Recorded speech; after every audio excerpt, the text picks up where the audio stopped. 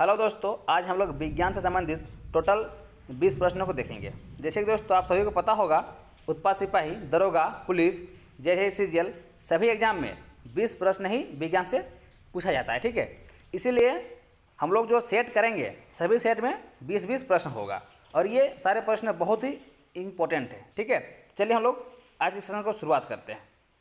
आज का जो पहला प्रश्न है वो है आपकी स्क्रीन पे। दूध की घनत्व को मापने के लिए डैश उपकरण का उपयोग किया जाता है, यानी दूध की घनत्व को मापने के लिए कौन सा उपकरण का उपयोग किया जाता है। तो इसका जो सही जवाब होगा दोस्तों वो होगा लैक्टोमीटर। ऑप्शन नंबर जो है ए इसका राइट आंसर हो जाएगा।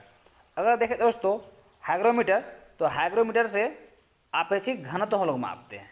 अगर यही बैरोमीटर देखें तो बैरोमीटर से हम लोग वायु दाब मापते हैं। और जो यहाँ पर है देख रहे हैं भूकंप मापन यानी सिस्मोमीटर, सिस्मोमीटर से हम लोग भूकंप की माप करते हैं। ठीक है, तो यहाँ पर जो भी ऑप्शन में है सारा के बारे में मैं थोड़ा थोड़ा एक्सप्लेन करते जाऊँगा ताकि आपको कम समय में ज़्यादा क्वेश्चन का तैयारी हो जाएगा। चलिए हम लोग आते हैं अगला प्रश्न।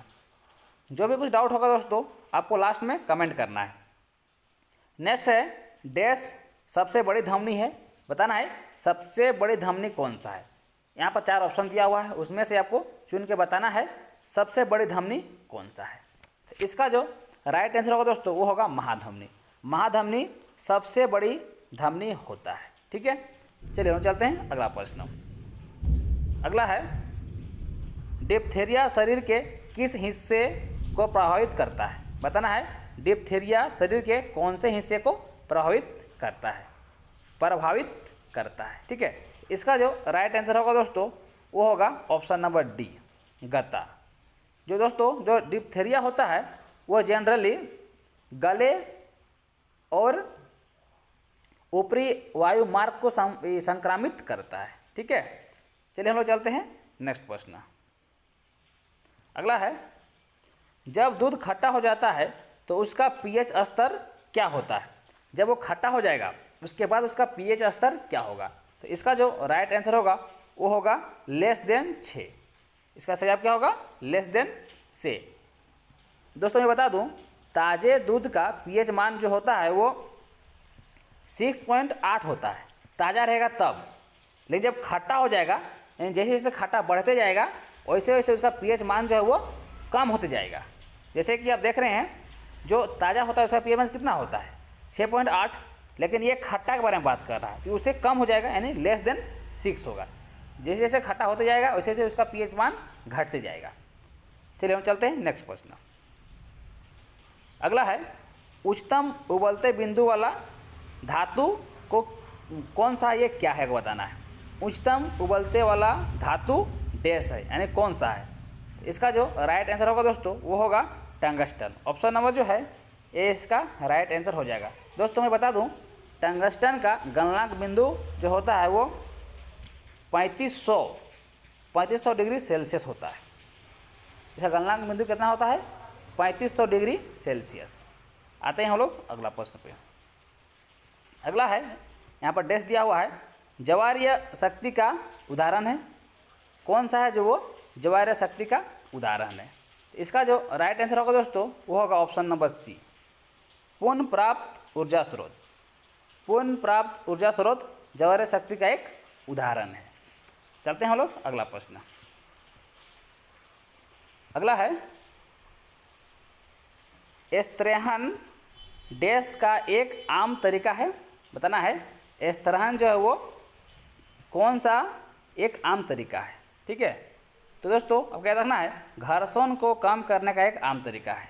ठीक है, एस्तरेहन जो है वो घर्षण को कम करने का एक आम तरीका है। आते हैं हम लोग अगला प्रश्न। अगला है शेर मूछ मकाक डैश प्रजाति से है, यानी कौन सा प्रजाति से वो आपको बताना है।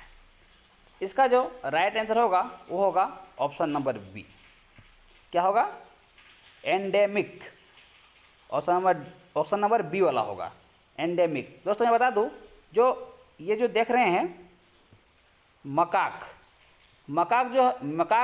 शेर के मुंह जैसा दिखने वाला एक बंदर होता है। ठीक है, शेर का मुंह के जैसा दिखने वाला एक बंदर होता है। चलो चलते हैं हम लोग अगला प्रश्न।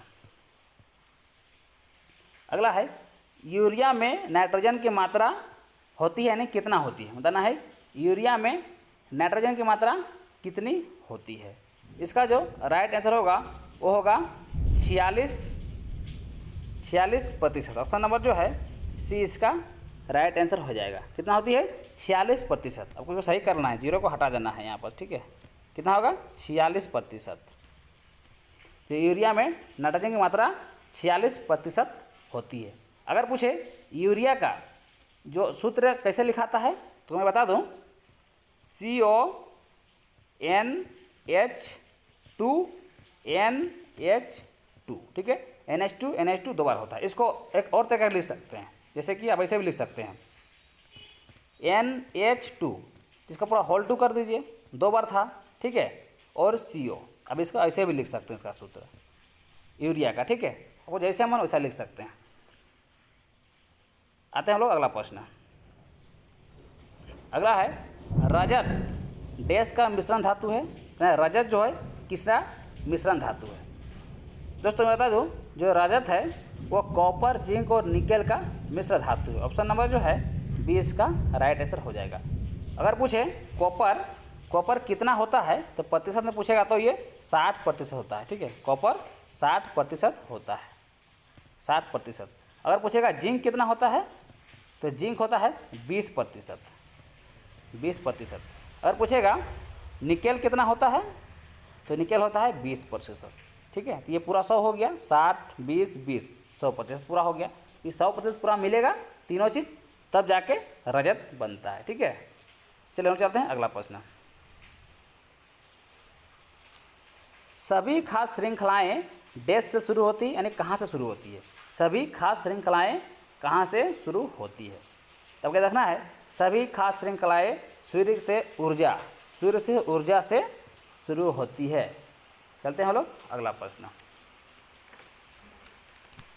अगला नंबर है जंगल बनाने के लिए बंजर भूमि में पेड़ लगाने के प्रयास को क्या कहा जाता है। बताइए, जंगल लगाने के लिए बंजर भूमि में पेड़ लगाने की प्रयास को क्या कहते हैं। तो याद रखना है, उसे वनीकरण कहा जाता है। ऑप्शन नंबर जो है डी इसका राइट आंसर हो जाएगा। बंजर भूमि में लगाने की बात कर रहा है, वहाँ पर जो लगाते हैं उस प्रयास को हम लोग वनीकरण कहते हैं। अगला चलते हैं, शुद्ध पानी का पीएच स्तर क्या होता है। तो आप सभी को पता है शुद्ध पानी का पीएच मान कितना होता है, 7 होता है। ऑप्शन नंबर जो है सी इसका राइट आंसर हो जाएगा, क्योंकि ये ना खट्टा होता है ना कड़वा होता है, ये पूरा शुद्ध होता है, इसीलिए इसका पीएच मान कितना होता है, 7 होता है। अगला चलते हैं, बिग बैंग कितने साल पहले हुआ था। इतना है, बिग बैंग कितने साल पहले हुआ था।